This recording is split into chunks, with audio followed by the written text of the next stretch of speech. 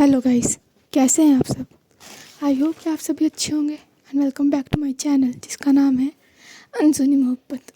So guys, ये है हमारी स्टोरी का पार्ट 37। अगर आप लोगों ने इससे पिछला पार्ट नहीं देखा है तो देख लीजिएगा ताकि आप लोग स्टोरी को अच्छे से समझ सकें। So without wasting your time, चलिए शुरू करते हैं हमारी स्टोरी को जिसका नाम है प्रेम युद्ध।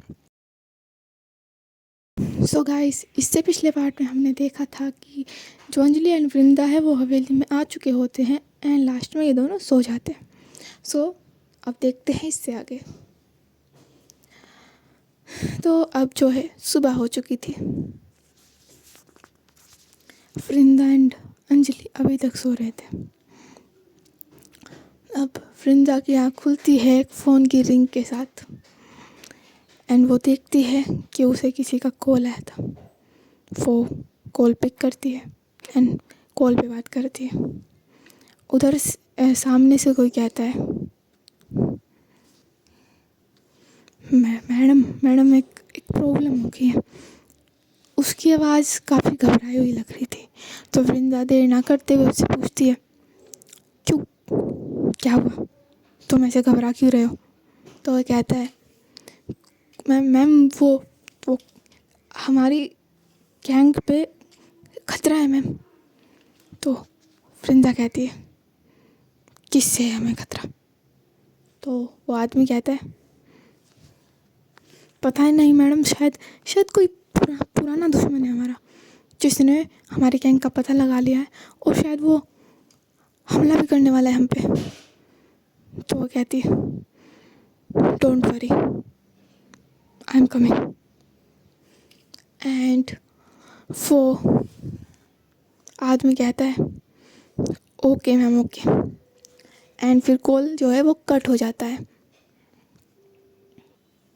एंड वृंदा जल्दी से अपने माफिया वाले जो ड्रेस है वो उठाती है, अपना मास्क उठाती है एंड जो है वहाँ से निकल पड़ती है।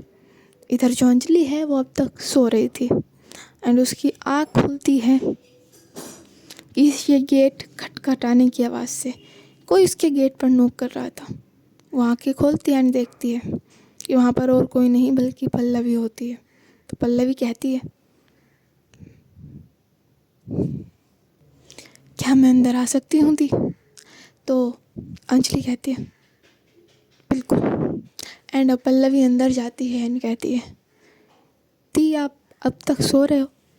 तो अंजलि कहती है, आप, हाँ वो सॉरी, मेरी आँख नहीं खुली थी, वो रात देर हो गई थी ना आने में। तो पल्लवी कहती है, क्या किया है आपने रात, आप ज़रा बताएंगी दी। तो अंजलि कहती है, मैंने क्या किया।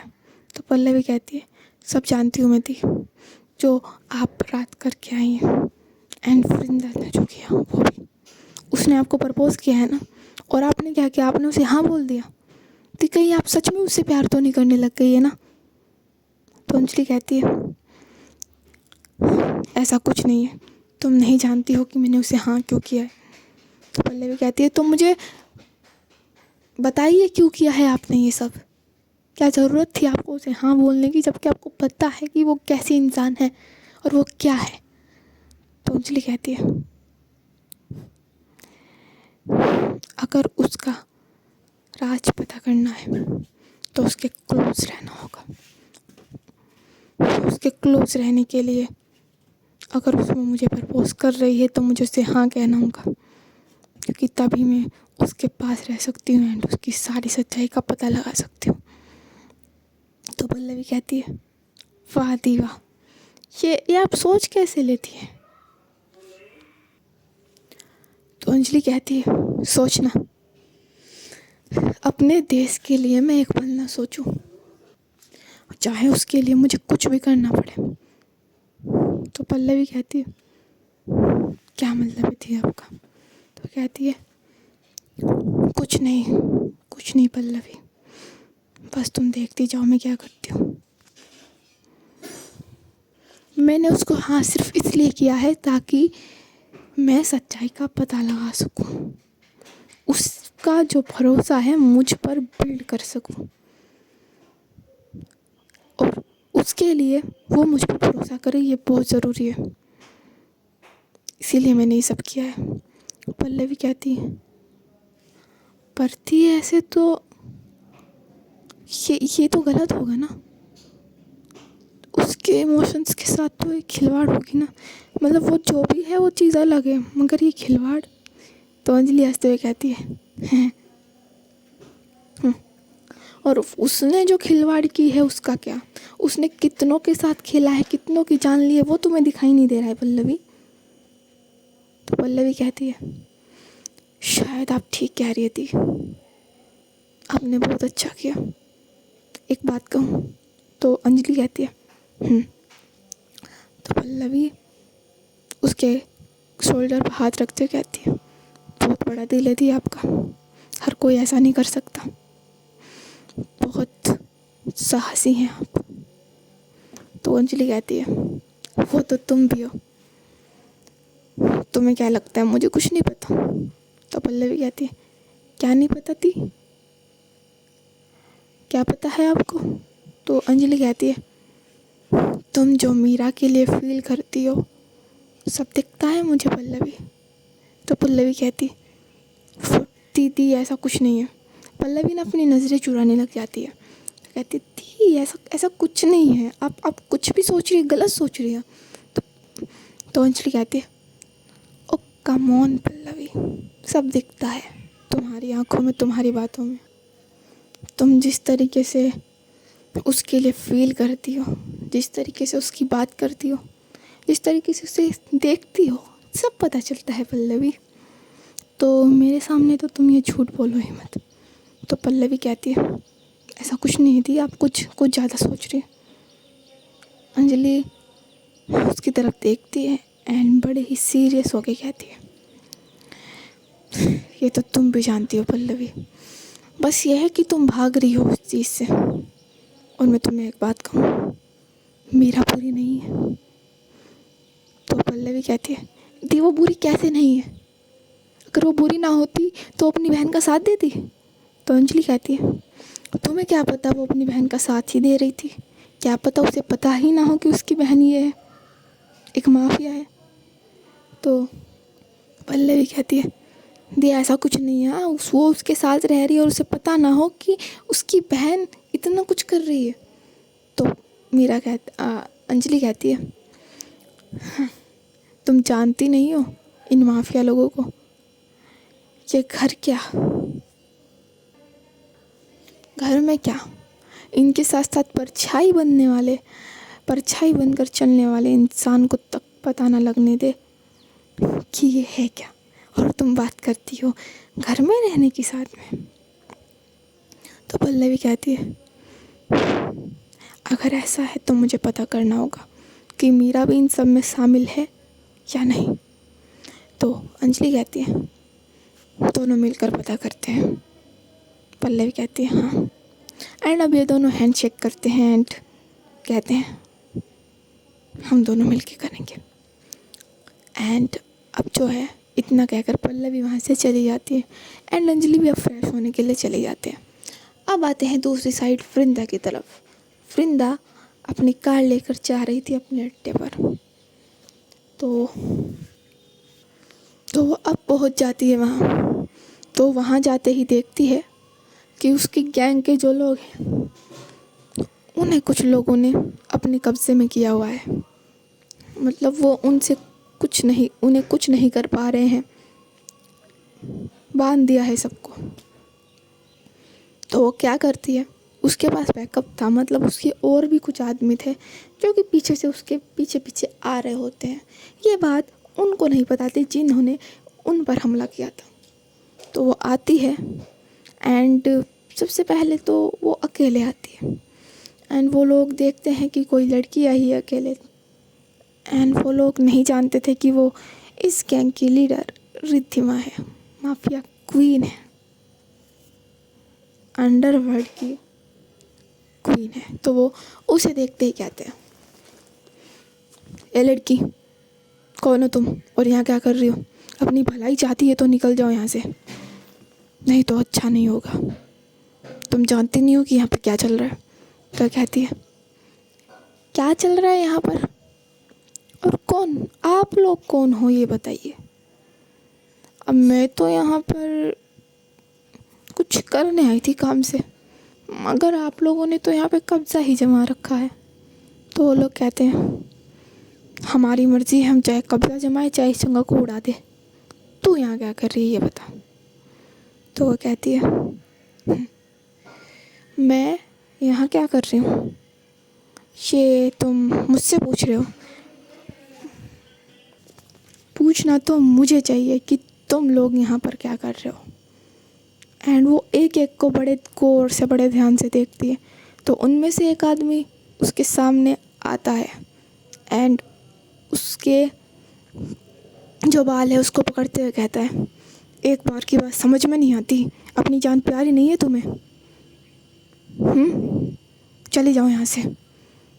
वो तो हम थोड़े अच्छे इंसान हैं जो तुम्हें यहाँ से जाने के लिए बोल रहे हैं, कोई और होता तो अब तक उड़ा चुका होता।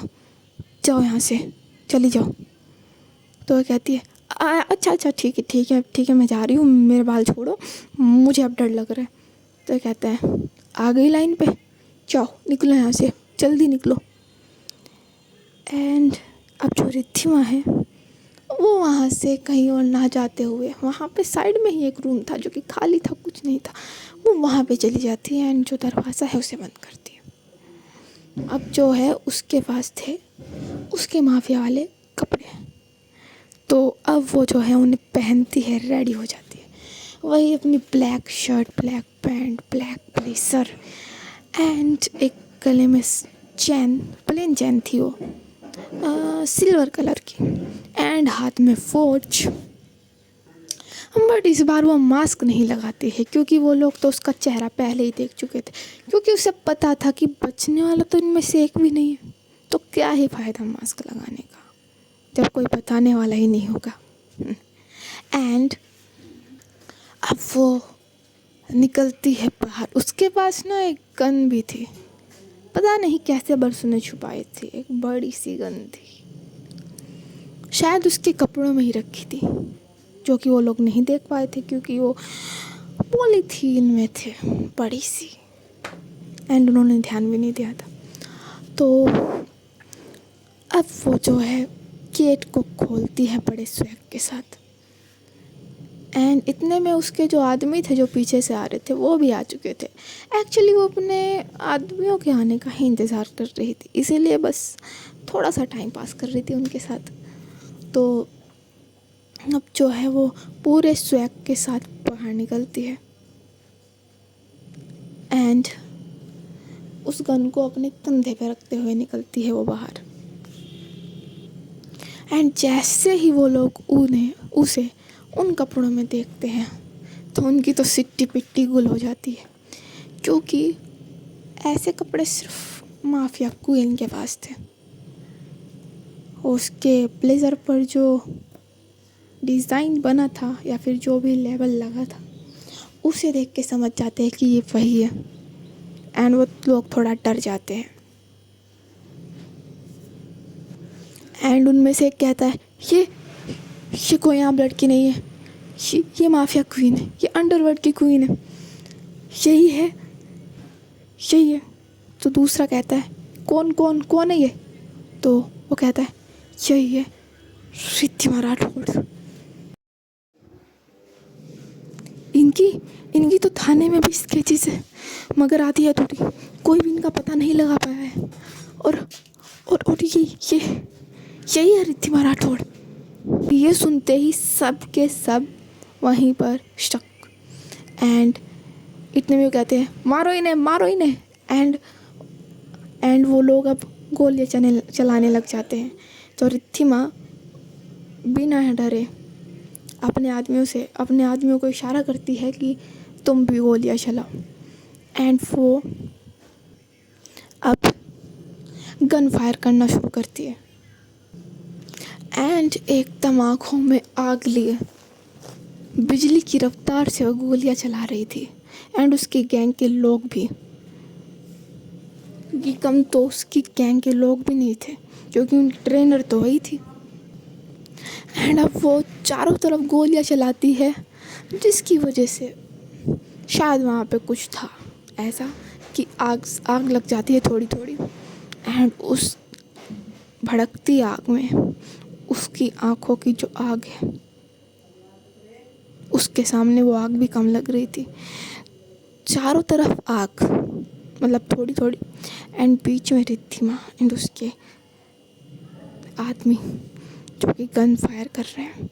सामने दूसरी गैंग के लोग जो कि अपनी जान बचाने के लिए बस लड़ रहे हैं। ये था एक गैंग वॉर जो कि जीतना तो रिद्धिमा को ही था। हाँ, तो अब जब उनके आधे से ज़्यादा लोग जो है ख़त्म हो जाते हैं, तो वो देखती है कि उनमें से एक आदमी के पास एक सूटकेस टाइप छोटा सा बैग था जिसमें कुछ तो था जो वो लोग छुपा रहे थे, जिसके लिए रिद्धिमा की गैंग का मतलब कब्जे में लेना ज़रूरी था। शायद वो वहीं से चुरा के कुछ ले जा रहे थे, शायद जिसमें शायद देश की कुछ तो बहुत बड़ी इंफॉर्मेशन थी जो कि वो गुंडे चुरा के किसी को देने जा रहे थे, किसी बाहर के देश को शायद। तो वो क्या करती है, वो उस गुंडे के पास जाती है एंड वो अपनी फायरिंग नहीं रोकती है, बस उस गुंडे को ऐसा पंच मारती है ना कि वो वही ढेर, उसके मुंह से खून निकलने लग जाता है। यहाँ तक कि उसके हाथ से भी, उसने वो सूटकेस पकड़ा था, मतलब बैग, सूटकेस टाइप बैग पकड़ा था, उसमें उस हाथ से भी खून निकलने लग जाता है। उसके हाथ में जो वॉच थी वो खून से पूरी लथपथ हो जाती है। एंड वो सामने फायरिंग कर रही थी एक हाथ से, एंड दूसरे हाथ से वो उसका जो मुंह है उसको पकड़ती है एंड जो है दबोच लेती है एकदम, एंड उसके मुंह में अपनी उंगलियां डालती है। एंड समझ रहे हो ना आप, बिल्कुल उसके मुंह का जो है,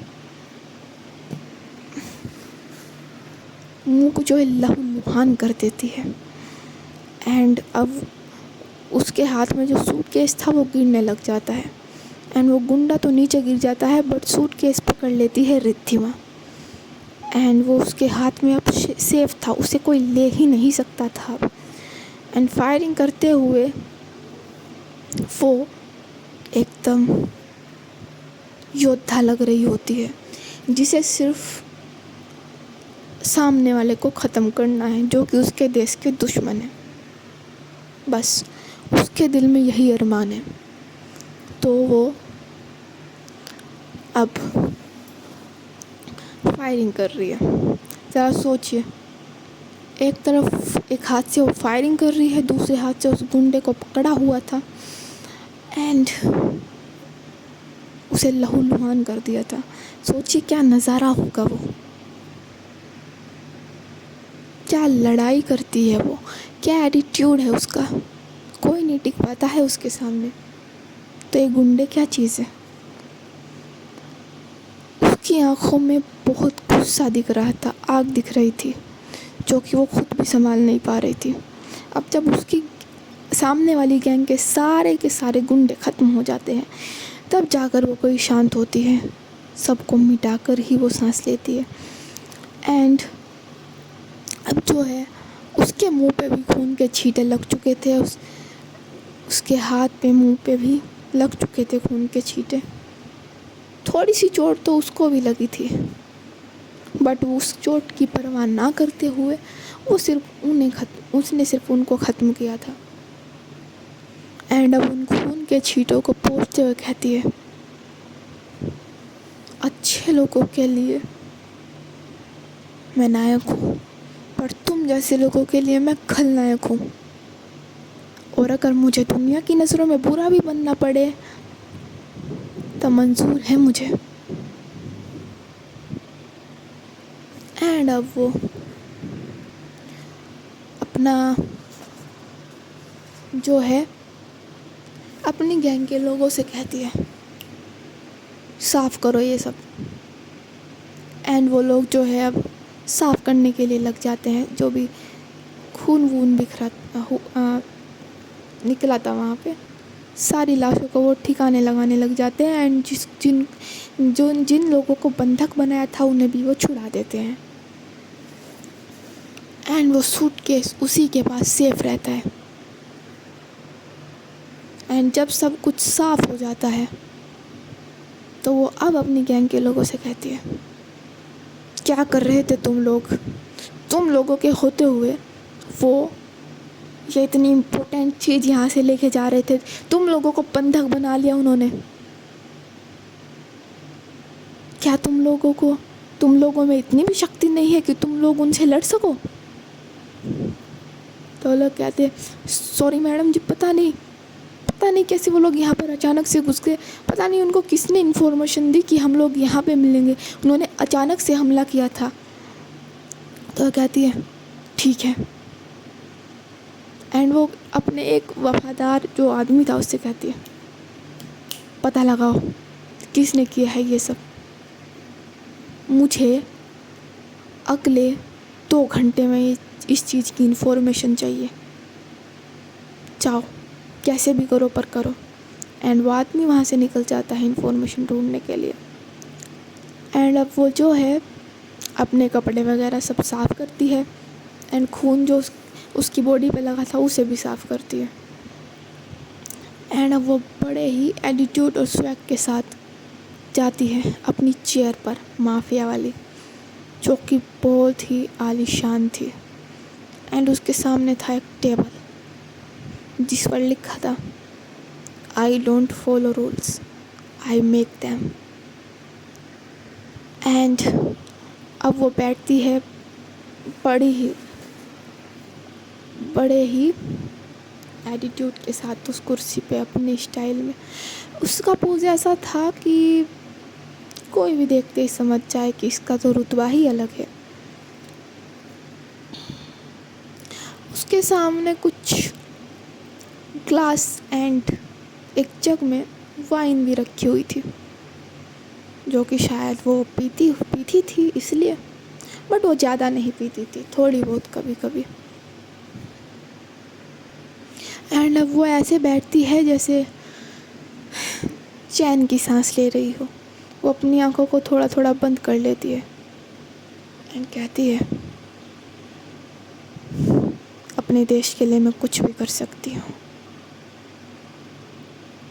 चाहे मुझे कुछ भी करना पड़ जाए। ये लोग तो कुछ भी नहीं थे, बड़े बड़े 30 मार खा जाए तो भी उन्हें धूल चटा दूँगी। एंड अपना एक हाथ जो है वो नीचे कर लेती है, जिस हाथ में वॉच दिख रही थी एंड उसके हाथ पे एक टैटू भी दिख रहा था, जो कि उसकी पर्सनैलिटी को और भी अट्रैक्टिव बना रहा था। एंड वो ऐसे पोज में बैठी थी कि बहुत ही अट्रैक्टिव पोज था वो, एकदम जैसे महारानी बैठती है ना, ऐसे वाला था। एंड अब वो जो है ऐसे ही बैठे बैठे निकालती है एक सिगरेट, जिसको वो जलाती है। वो कभी कभी सिगरेट भी कभी कभी पिया करती थी, रोज़ रोज़ नहीं। तो उसको जलाती है एंड एक जो है कश लगाती है एंड उसको अपने एक हाथ में ऊपर उठा के पकड़ लेती है एंड कहती है, तुम जाओ और पता लगाओ कि ये सब किसने किया, जाओ उसकी हेल्प करो, जितने ज़्यादा आदमी होंगे उतनी जल्दी पता चलेगा, जाओ। एंड वो लोग चले जाए एंड वो भी चला जाता है। एंड अब वो सिगरेट को 2-3 बार और पीती है एंड फेंक देती है। एंड अब वो फिर से उसी पोज में बैठ जाती है, अपनी आंखों को थोड़ा बंद करके, एकदम महारानी टाइप। एंड वो सारा का सारा सीन जो अभी अभी हुआ था उसको अपने माइंड में रिपीट करती है एंड कुछ तो क्लू ढूंढने की कोशिश कर रही होती है कि कुछ तो मिले ताकि मैं पता कर सकूं कि ये सब क्या था। एंड अब वो अपनी आंखें खोलती है एंड कहती है, मैं पता लगा के रहूँगी, चाहे कुछ भी हो जाए। कि इस गैंग वॉर के पीछे आखिर है कौन, और कौन है जो हमारे देश की इन्फॉर्मेशन कहीं और पहुंचाना चाहता है। कुछ भी करना पड़े मुझे, मैं किसी भी हद तक जा सकती हूँ। जानते नहीं हैं वो लोग मुझे। एंड ऐसे ही गुस्से में वो कहती है अपने आदमियों से, अभी तो मैं जा रही हूँ लेकिन मैं फिर से आऊँगी, और तब तक तुम लोग पता लगा लेना कि ये सब क्यों हुआ है। और आज के बाद अगर तुम लोग ऐसे किसी के सामने झुक गए, मतलब ऐसा हुआ कि तुम लोगों को किसी ने ऐसे बंधक बना लिया है, कब्जे में ले लिया है, तो भूल जाना कि तुम लोग मेरे गैंग के लोग थे। तुम्हें उसी वक्त बाहर निकाल के फेंक दिया जाएगा, समझे तुम लोग। ऐसे लोग मुझे नहीं चाहिए। एंड इतना बोलकर वो वहाँ से निकल जाती है।